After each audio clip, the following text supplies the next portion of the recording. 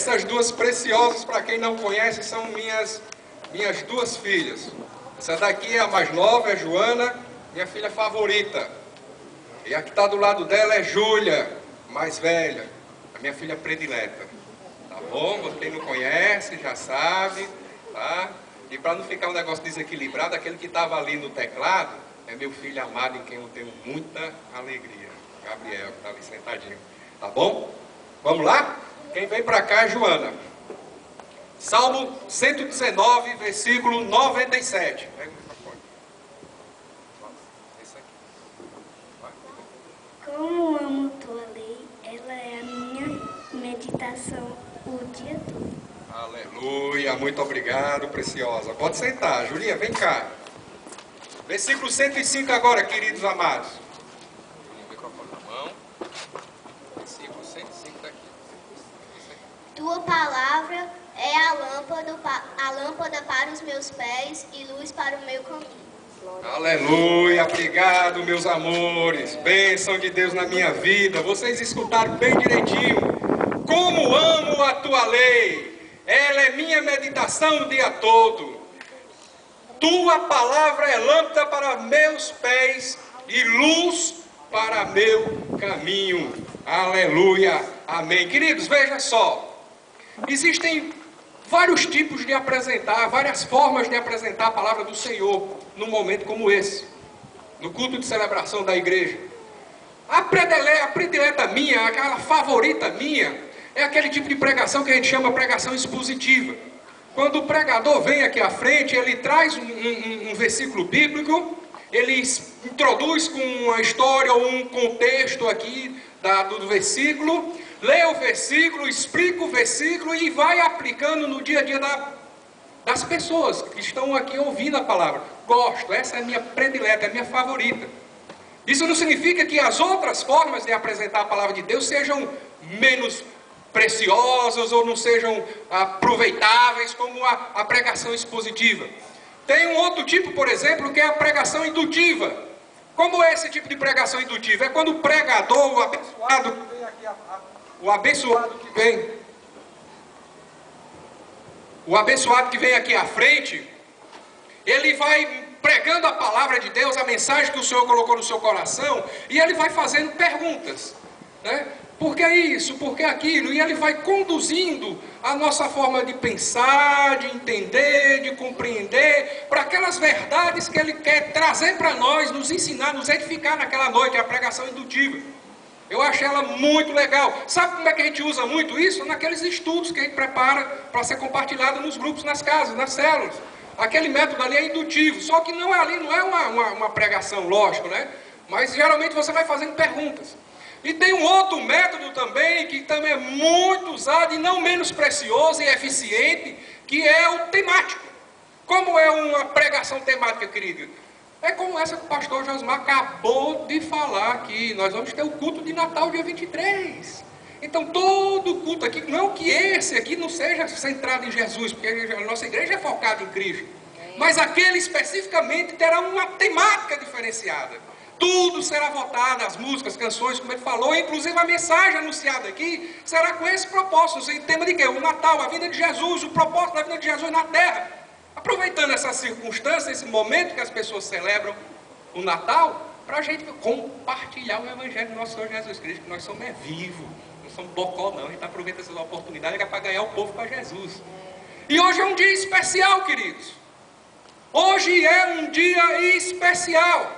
A Sociedade Bíblica do Brasil, inclusive, já entrou com um projeto através de parlamentares no Congresso Nacional e foi aprovado e é lei. O segundo domingo de dezembro é o dia da Bíblia. Glória a Deus. Não que a Bíblia não seja não merecesse um dia especial, não é isso. Não que ela não tivesse relevância e importância para a nossa vida, não é isso. Mas nós temos uma ocasião especial para fazer algo relevante em relação à Bíblia, para aqueles que estão vindo à igreja, aqueles que já são irmãos em Cristo, aqueles que estão visitando e já são nossos queridos e amados irmãos também, porque estão vindo aqui conosco, estão aqui conosco todos os domingos. E hoje a mensagem ela é focada nisso. Nós vamos aproveitar o dia da Bíblia, apresentar uma mensagem aqui temática a respeito da palavra de Deus, para que fortaleça a sua fé e a sua confiança nesse livro que é o manual de instrução do ser humano sobre a face da terra. Aleluia e glória a Deus por isso. Amados, vejam só. O ser humano foi criado à imagem e semelhança do Senhor. E como imagem e semelhança de Deus, ele tem alguns atributos nele mesmo, inerente a eles mesmos, que nós herdamos do nosso Deus, o Senhor nosso Deus. Eu acho improvável, impossível um animal irracional adorar a Deus. Não adora por quê? Porque ele não tem espírito. Ele tem vida, mas não tem espírito. A capacidade de adorar o Senhor nosso Deus só é possível para aquele que foi criado à imagem e semelhança de Deus, o ser humano. Por isso que nós estávamos aqui adorando e estamos adorando o Senhor agora nesse momento na sua presença. Isso é tremendo. Você pega um papagaio e pode até ensinar ele um periquito louro, no tempo que eu tinha lá no ICOL, a imitar uma ou outra palavra. Ele imita. Ele assobia um hino no clube de futebol, assobia, um dia desse eu vi um assobiando muito do Corinthians, misericórdia, coitado. Mas o papagaio imita, mas ele não fala. O homem que em Deus fica olhando um macaco, por exemplo, pegar uma pedra e quebrar uma semente e comer, e fica, oh, nós viemos do macaco, veja só, ele teve a inteligência, a capacidade de pegar semente e botar em cima da pedra, e pegar uma pedra maior e quebrar semente e comer. Conversa fiada. Eu quero ver ele fazer um celular, eu quero ver ele fazer uma televisão, um carro, eu quero ver ele fazer um foguete e a lua. Porque só quem tem capacidade de fazer essas coisas é aquele que foi criado à imagem e semelhança de Deus. Eu e você, que temos inteligência que Deus colocou em nós, que nós herdamos daquele que nos criou, o Criador, que nós somos criados por Deus. Agora, quem quiser ser descendente de macaco, fique à vontade. Eu sou filho de Deus, comprado e lavado pelo sangue de Jesus. E isso não é orgulho e nem realidade, porque eu não tenho merecimento nenhum disso. Foi graça e misericórdia de Deus. E eu não sou nem digno disso. E Ele que nos deu, e deu a cada um de nós. Porque a palavra diz que nós somos salvos pela graça, mediante a fé em nosso Senhor Jesus Cristo. Mas houve um tempo, queridos, vejam só, e não é diferente hoje, nos tempos que nós estamos vivendo, sociedade high-tech, século XXI, o século da tecnologia. Mas 200, 300 anos atrás, o ser humano resolveu juntar todo o conhecimento que ele tinha nas suas mãos e colocar numa coletânea, numa obra só. Isso foi na França. Esses homens ficaram conhecidos como os enciclopedistas. Quem aqui já fez uma consulta numa enciclopédia? Só? Jesus, levanta a mão, querido, se você já fez uma pesquisa na enciclopédia. Obrigado. Até o século XVIII não existia enciclopédia na face da Terra. Alguns pensadores, intelectuais, gente de muito conhecimento, gente capacitada, gabaritado, resolveu se juntar e colocar o máximo possível do conhecimento humano numa só obra, mesmo que essa obra não fosse de um livro só. E no caso, a enciclopédia tinha 35 volumes quando ela foi impressa no seu original. E esses enciclopedistas publicaram essa obra lá na França, como já disse, entre 1751 e 1780. Vê? Quantos anos atrás? 200 e poucos anos atrás, não é isso? Não é isso? É verdade. Agora veja só. Essa enciclopédia teve um cara que era o tampa de crush, um tal do Diderot. E ele foi acompanhado por outro também, que foi o seu editor, o tal de D'Alembert. Mas vários e vários outros intelectuais que vocês já viram, especialmente a moçada que está na faculdade aí, como Jean-Jacques Rousseau, como Voltaire. Vocês já ouviram falar dele, como Montesquieu. Vocês já ouviram falar dele. Perdoe meu francês, viu? Eu não falo nem português direito, estou aprendendo agora porque casei com uma professora de português. Porque lá no ICOL ninguém me ensinou a falar português não. Quanto mais francês. E esses homens, queridos, eles juntaram esses conhecimentos, eles juntaram essas coisas todas e levantaram essa enciclopédia, mas uma coisa que caracterizava essa enciclopédia era uma crítica radical às instituições políticas e às instituições religiosas. A enciclopédia, antes de mais nada, era uma obra contra a religião. Vocês sabiam disso? Contra a religião. Era uma obra que trabalhou do seu começo ao fim para desacreditar Deus e para desacreditar a sua palavra, esse livro aqui. Para dizer que ele é mentiroso, que ele é um lixo. E o ser humano que põe a sua confiança num livro desse aqui é um bocó, um bobo, um tolo, que não vai conseguir chegar em lugar nenhum na vida dele. Voltaire morreu em 1778. 1778. E ele disse uma seguinte frase, e com essa frase eu estou introduzindo a nossa mensagem de hoje. E a seguinte frase que ele disse foi o seguinte: que em 100 anos o cristianismo, deixa eu voltar atrás, Voltaire disse que em 100 anos depois da nossa época o cristianismo já não mais existiria. Ele abriu a boca dele para falar uma bobagem dessa natureza e dizer que depois daqueles tempos dele, os tempos dos enciclopedistas, 100 anos depois o cristianismo não existiria mais. Ele morreu em 1778. 25 anos depois da sua morte foi fundada lá em Londres a Sociedade Bíblica Inglesa e Estrangeira. E logo depois da sua fundação, as mesmas máquinas de imprensa que publicaram a enciclopédia estavam publicando a palavra de Deus na casa que pertenceu a Voltaire. Amém. Se você pode dar um glória a Deus e bater uma salva de palmas para o Senhor nosso Deus, pode fazer isso, porque é esse o poder de Deus.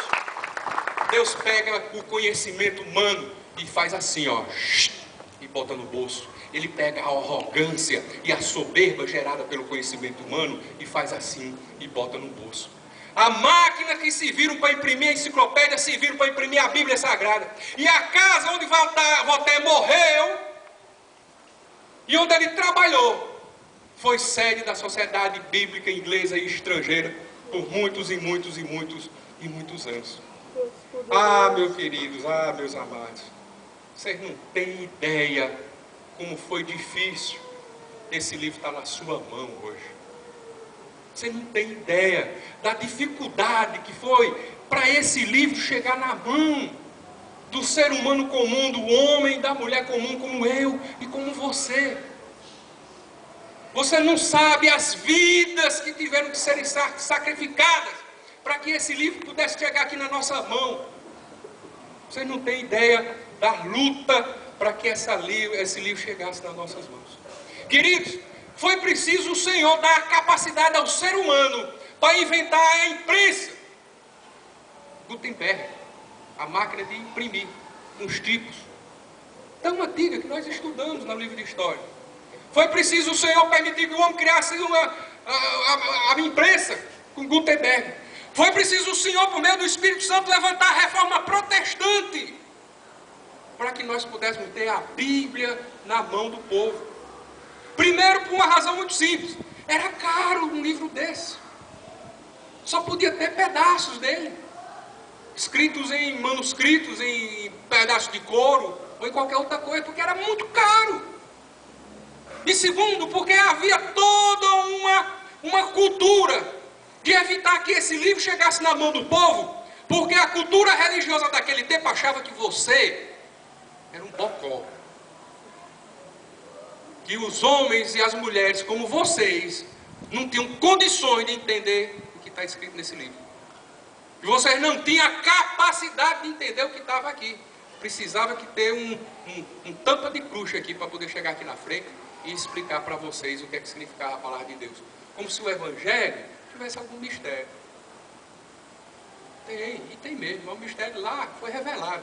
Foi Deus que se fez homem, veio ao mundo, morreu na cruz. Ele é Senhor e Cristo. Sabe qual é o mistério? É que nós temos que crer, se arrepender, ir às águas do batismo e receber o perdão dos pecados, o dom do Espírito Santo. Esse é o mistério revelado em Cristo Jesus. Não tem mistério nisso não. Bênção de Deus nas nossas vidas. E amados, olhe, havia proibições terríveis para se traduzir a palavra de Deus. Proibições por parte de reis, de religiosos, das pessoas mais poderosas da face da terra, para que esse livro nunca chegasse na mão dos homens e das mulheres comuns. Me permita compartilhar um pouquinho assim da história da tradução desse livro para o inglês moderno, para o alemão moderno e para o português moderno. Eu vou começar falando, sabe de qual? Eu vou começar falando do alemão, Reforma Protestante, Martinho Lutero. Martinho Lutero foi o responsável por pegar a Bíblia do latim, do grego, do hebraico e do latim, que era o que se dispunha naquela época, e traduzir para o alemão, que o povo falava. Ele já havia perseguido por causa de suas ideias, a reforma ainda não tinha se solidificado, ele ainda estava dentro da igreja romana daquela época, e ele estava sendo muito perseguido, ele estava sendo protegido por um príncipe, mas estava sob ameaça de morte. O imperador da Alemanha, o Kaiser, queria matá-lo. Ele teve que fugir de onde ele vivia, lá de Wittenberg, e foi para um outro castelo, ficou recluso lá, escondido, enquanto as tropas imperiais alemães procuravam por ele para matá-lo, por causa das heresias que ele pregava, semelhantes às que eu prego aqui para vocês todos os domingos, e por causa do trabalho que ele vinha desenvolvendo, de traduzir a palavra de Deus, para colocar na mão dos camponeses, dos homens simples e das mulheres simples, do povo alemão daquela época. E veja, deixa eu dizer uma coisa, ele estava correndo risco de morte, e ele era um intelectual, um cara preparado, tampa, mas ele se disfarçava, saía no meio das feiras, para ficar escutando o idioma alemão que o povo falava na rua, e não aquele dos nobres, e não aquele das universidades, e não aquele dos ricos, dos barões, aqueles que tinham condições de se estudar. E quando ele ia captando o alemão mais comum, e ele foi traduzindo, até que ele colocou essa Bíblia na mão do seu protetor, que mandou publicar, imprimir, porque tinha prensa, e foi Deus que deu sabedoria aos homens. E em 1522, a Bíblia Sagrada chegou para o povo alemão, num idioma do povo. O resultado disso, queridos, é que todos nós somos herdeiros da Reforma Protestante, o maior movimento de volta à Bíblia da história contemporânea da humanidade. Tremendo. Ainda hoje nós estamos colhendo os frutos disso. Deus é grande, Deus é tremendo. Vou falar do inglês? Não. Vou falar do português. Você trouxe sua Bíblia? Quem trouxe sua Bíblia? Levanta ela aí, que eu quero ver. Beleza. A gente anda com celular, né? Às vezes esquece de andar com a Bíblia. Tá? Eu queria que você abrisse logo na sua primeirinha página, aqui nas primeiras páginas da sua Bíblia, onde ela está apresentando ela, dizendo Bíblia Sagrada, tradução disso, tradução daquilo outro. Na minha, logo na primeira página, ela dá o ar da cara. Em algumas de vocês, não. Mas a mais querida tradução da Bíblia em língua portuguesa se chama a Bíblia Sagrada, traduzida por João Ferreira de Almeida. Quem tem a João Ferreira de Almeida aí na mão? Olha aí, a maioria. Existe hoje, glória a Deus, para nossa bênção, várias outras traduções, como a NVI, linguagem de hoje. Nada contra, beleza. Mas ainda a João Ferreira de Almeida é a mais preciosa, a mais amada, a mais querida. E vejam só, meus queridos irmãos, nasceu lá em Portugal em 1628, filhos de pais católicos. Por alguma razão que se desconhece, foi morar na Holanda com os tios e foi treinado para o sacerdote católico. Com 16 anos de idade já falava latim e já conhecia outros idiomas. Mas aí ele vinha caminhando e encontrou um panfleto protestante. Vê? Esses crentes desde aquele tempo ficam distribuindo literatura pelo meio da rua. Aí João Ferreira de Almeida pegou aquele panfletinho e se tocou, entregou sua vida a Jesus. E a partir daquele momento, aos 16 anos, ele fez parte da Igreja Reformada Holandesa. Queridos, dedicou sua vida ao ministério. Saiu da Europa, foi para a Indonésia, querido, para Jacarta, para aquela região lá na Oceania, pregar o Evangelho, anunciar o Evangelho do nosso Senhor Jesus Cristo. Havia uma grande colônia portuguesa naquela época, naquela região ali. O Timor, que é um país independente, recente lá, fala português, é fruto dessa colonização portuguesa. E existe ali naquela região existiam naquela época várias colônias portuguesas, igrejas portuguesas debaixo da coordenação da Holanda, da Igreja Reformada Holandesa. E o ministério dele foi tão importante, que entre outras coisas ele serviu como capelão visitando doentes e treinando pastores holandeses, ensinando eles a falar o português para poder pregar para as famílias e para os crentes que tinham lá se convertido ao Evangelho do nosso Senhor Jesus Cristo. Mas ele não se conformou, porque só tinha uma Bíblia em espanhol ou em holandês. E ele começou a fazer a sua tradução. E trabalhou duro, queridos. Duro! Traduziu o Novo Testamento, começou a traduzir o Velho Testamento todinho, até Ezequiel.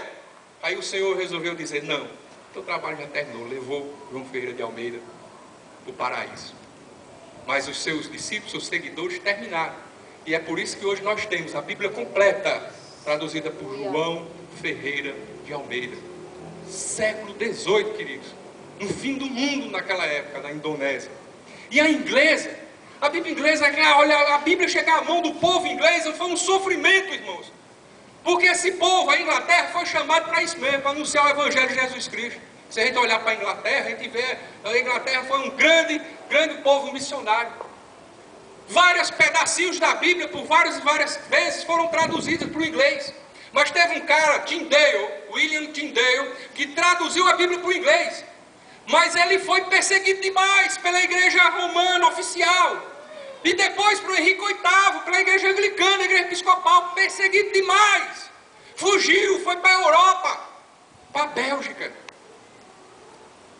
O sonho de Tyndale era colocar a Bíblia na mão de um garoto do arado, em camponês, e ele pudesse conhecer Jesus Cristo como nós conhecemos. Vê que sonho lindo.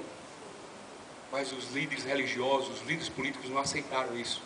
E mesmo ele tendo fugido lá para a Bélgica, as autoridades religiosas daquela época, instigadas pelos enviados do rei da Inglaterra, aprisionaram Tyndale, construíram uma fogueira, depois de torturá-lo, colocaram ele sobre as madeiras, amarraram e tocaram fogo. E tu sabe qual foi a última palavra desse homem? Senhor, abre os olhos do rei da Inglaterra. Aleluia. O Senhor abriu os olhos do rei da Inglaterra, abriu os olhos do povo da Inglaterra, e a Inglaterra foi a maior nação missionária até a primeira metade do século XX. Glória a Deus. Louvado seja o Senhor nosso Deus. Isso só são alguns exemplos, queridos. Se a gente fosse dar mais outros exemplos, a gente ficava aqui a noite toda falando a respeito disso. Mas, irmãos, deixa eu passar adiante, porque eu tenho algo ainda mais para compartilhar com vocês. Primeiro, essa convicção da dificuldade da palavra de Deus chegar nas nossas mãos. Valorize sua Bíblia. Tenha seu tempo sozinho com Deus, com a palavra, em oração. Porque eu sei, queridos, que você, sabendo dessa dificuldade, você vai dar mais valor ainda, porque essa palavra hoje está colocada aqui nas suas mãos. E uma outra verdade que me conforta, que me consola, que me anima, é saber, irmãos, que quanto mais se persegue a palavra de Deus, quanto mais se combate a palavra de Deus, quanto mais tenta destruí-la, mais ela se espalha no coração e nas mentes dos homens. O livro mais lido do mundo hoje é a Bíblia Sagrada, traduzida em mais de 1000 idiomas. Louvado seja o Senhor nosso Deus por isso.